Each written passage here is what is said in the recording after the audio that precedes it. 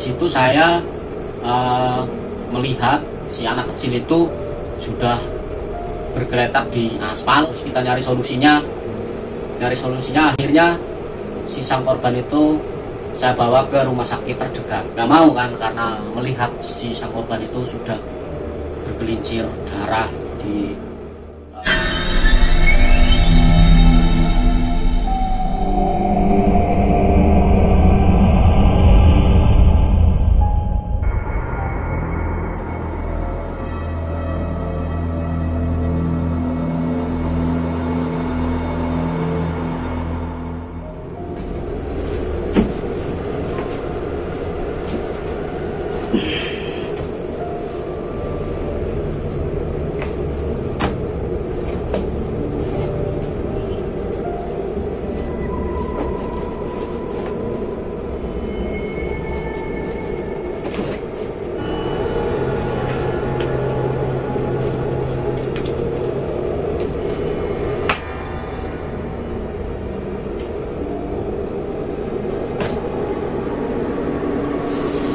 Oke, assalamualaikum warahmatullahi wabarakatuh. Jumpa lagi dengan channel YouTube Jauda TV. Oke teman-teman, di video kali ini kita akan sedikit bercerita tentang pengalaman saya pribadi yang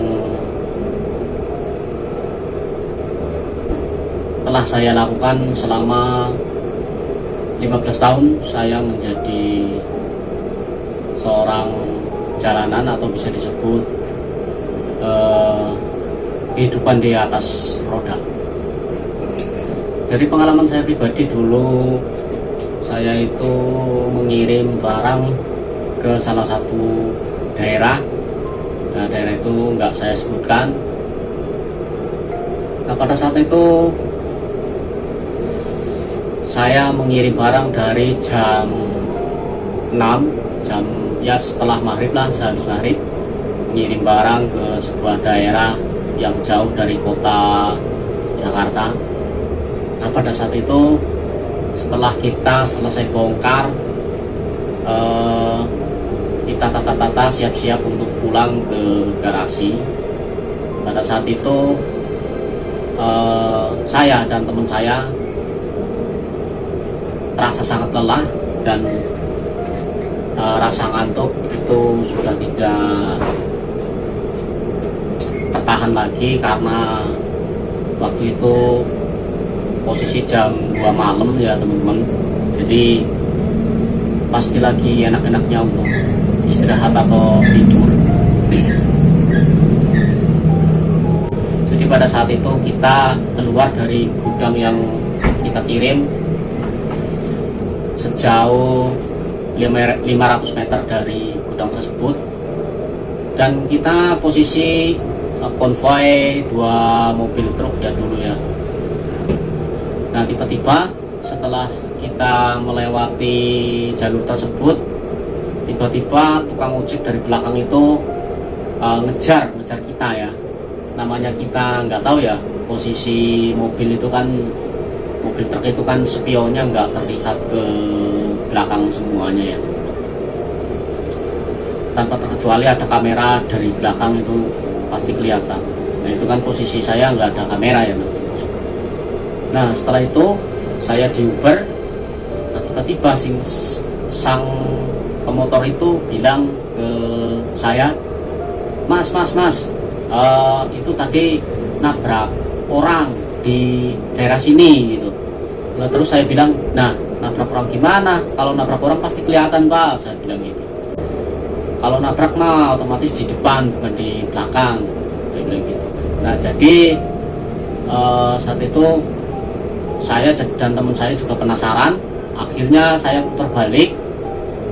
Nah, ternyata di situ teman-teman, ternyata ada ibu-ibu yang lagi naik motor bersama anaknya. Terus si sang ibu itu membuntuti atau mengikuti di belakang saya. Nah, pada saat itu kan jalur itu kan 2 arah begini ya teman-teman.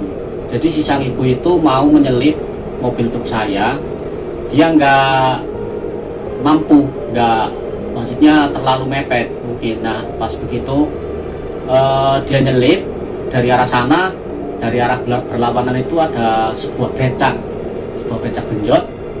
Terus si sang ibu itu tersenggol oleh mobil truk saya.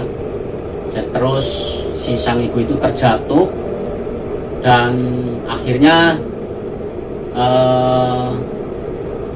sudah beberapa meter baru saya dikejar sama si sang pemotor tadi itu.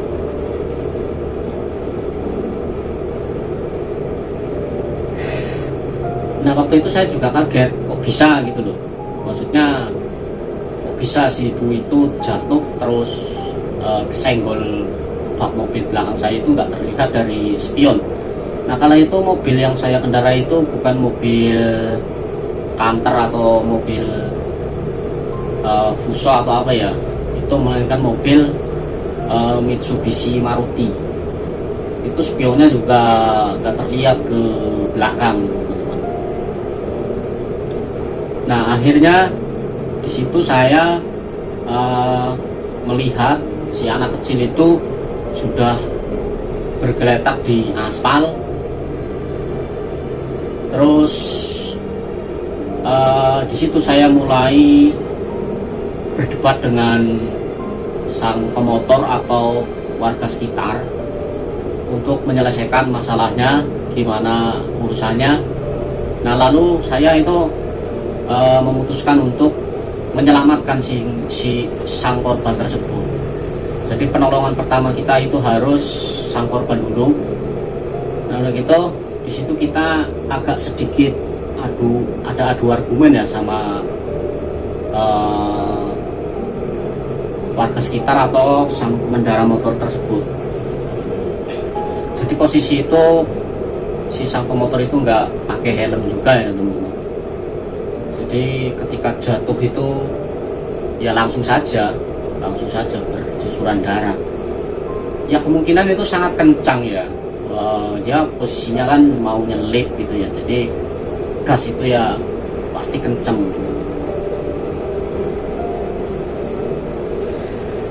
Nah setelah itu kita berdebat, adu argumen, terus kita nyari solusinya. Akhirnya si sang korban itu saya bawa ke rumah sakit terdekat. Rumah sakit terdekat itu pun rumah sakit gede ya, rumah sakit besar termasuknya. Jadi di situ kita nunggu si sang korban dirawat, terus bagaimana urusannya. Nah pada akhirnya urusan berkeluarga. Jadi kita urusan berkeluarga, kita tanya habisnya berapa. Nah setelah itu teman-teman, ada sang kerabat yang datang ke situ, ke rumah sakit itu, yang mengatakan bahwa korban tersebut itu tidak bersalah. Ya kalau dipikir secara logika ya, kalau kita yang nabrak, kita itu yang salah. Nah sedangkan si sang korban itu yang mau menyelip kendaraan saya tersebut itu, ya kita nggak tahu dong yang salah siapa, terus yang harus bertanggung jawab siapa. Intinya kita bertanggung jawab, teman-teman. Nah setelah itu kita berdebat lagi di salah satu rumah sakit tersebut, terus berdebat, lalu akhirnya ketemu jalan solusinya. Jadi si sang korban itu sudah tidak mempermasalahkan itu, yang penting korban itu sudah dalam penanganan atau perawatan. Jadi kita dulu itu hanya kena 3 juta. Kala itu tahun berapa ya? Kalau nggak salah tahun 2009 itu ya, uang 3 juta itu ya besar buat saya, karena saya itu kan kerja gajinya cuma berapa. Kalau untuk biaya ini tuh ya kita mau makan apa kan gitu. Kalau ditekan segitu banyaknya.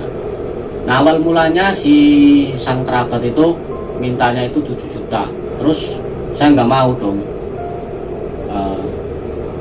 uang segitu banyaknya, pada saat itu kita harus nyari kemana kan gitu. Sedangkan posisi kita itu nggak punya uang dan kita juga nggak bawa uang lah istilahnya. Nah pada akhirnya kita kena 3 juta rupiah. Nah di situ sudah deal pada saat itu jam 3 pagi kalau nggak salah. Itu jam 3 pagi kita start lagi, itu urusan sudah beres, kita start lagi. Nah lalu si sang kerabat itu tidak terima lagi gitu.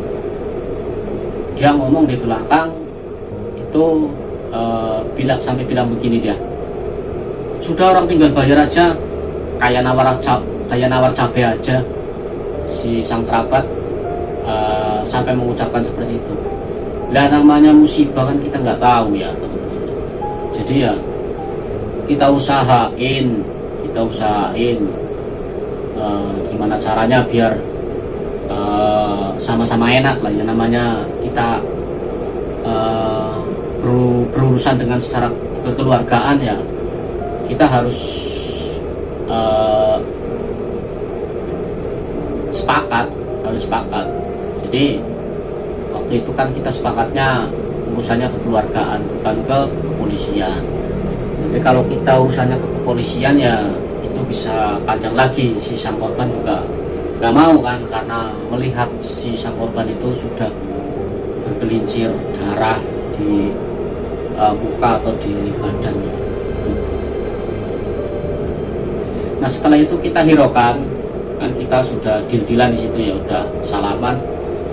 Nah udah gitu kita langsung pulang. Nah di situ kita berpikir ya teman-teman, di jalan itu kenapa ya musibah ini kok terjadi pada diri kita gitu, diri saya gitu. Jadi kita berpikir terus, lalu pada akhirnya kita sampai ke garasi. Sampai ke garasi, di situ saya nggak bisa tidur karena saya itu melihat si sang korban itu ya gimana sih ya, orang kalau tak darah itu ya beda lah ya, pasti ada rasa-rasa takutnya teman-teman.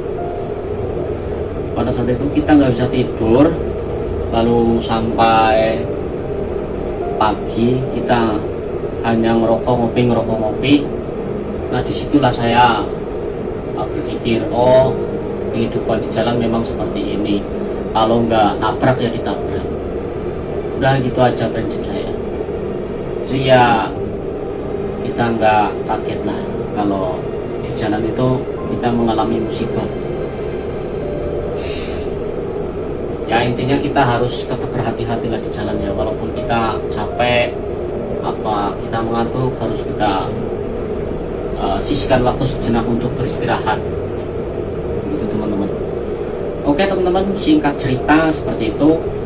Mudah-mudahan ini jadi pengalaman buat teman-teman semuanya, bahwasanya kehidupan di jalan itu memang tidak seindah yang kita bayangkan. Terus dukung channel ini, mudah-mudahan channel ini ada manfaatnya buat teman-teman semuanya. Dukung dengan cara like, komen, dan subscribe, dan share-nya teman-teman. Saya Jarwo TV mengucapkan banyak terima kasih. Wassalamualaikum warahmatullahi wabarakatuh.